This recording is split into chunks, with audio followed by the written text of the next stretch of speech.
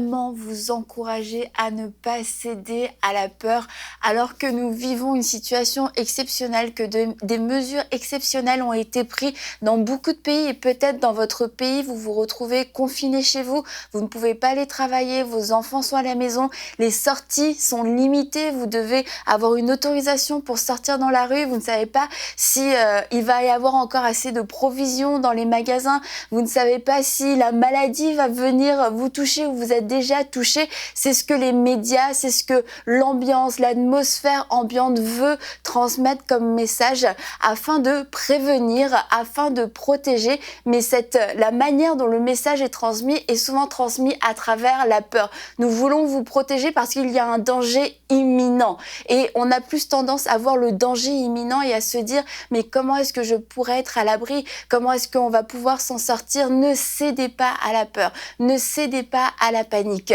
Le Seigneur Jésus existait avant le coronavirus. Amen. Il existe encore aujourd'hui pendant le coronavirus, pendant cette pandémie. Ses promesses sont toujours oui et amen. La parole est toujours la vérité. La parole est toujours d'actualité. Et c'est le temps plus que jamais que de la prendre au sérieux et que de la manger, que de la digérer et de l'utiliser comme un moyen de prévention, mais aussi peut-être comme un moyen de traitement. Si vous avez déjà ressenti des symptômes, ne commencez pas à paniquer, à vous dire c'est sûr, voilà, je l'ai, je vais contaminer tout le monde et à repenser et à penser à tout ce que vous avez entendu de terrible, les pires scénarios que vous avez vus, que vous avez lus. Reprenez tout de suite la parole de Dieu avec ses promesses. Et aujourd'hui, j'aimerais qu'on puisse lire ensemble le psaume 91, qu'on puisse le lire en pensant à cette situation actuelle et en se disant voici quelle est ma promesse, voici quelle est ma prescription, voici quel est mon avenir selon la parole de Dieu. Alors dans le psaume 91, on va lire ensemble en se l'appropriant,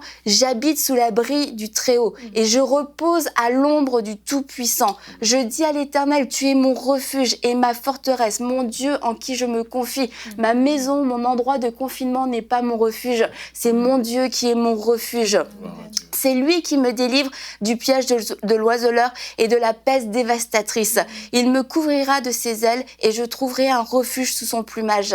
Sa fidélité est un bouclier et une cuirasse.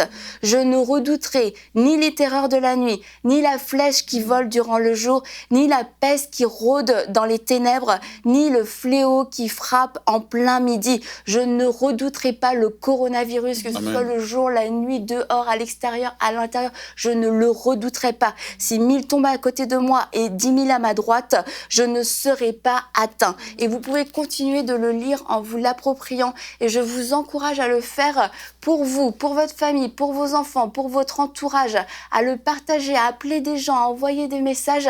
Mais pour vous, lisez-le tous les jours, plusieurs fois par jour et à haute voix. Que ceci soit votre prescription, que ceci soit votre moyen de prévention par excellence. Ne cédez pas à la peur. Jésus-Christ est toujours Seigneur. Amen.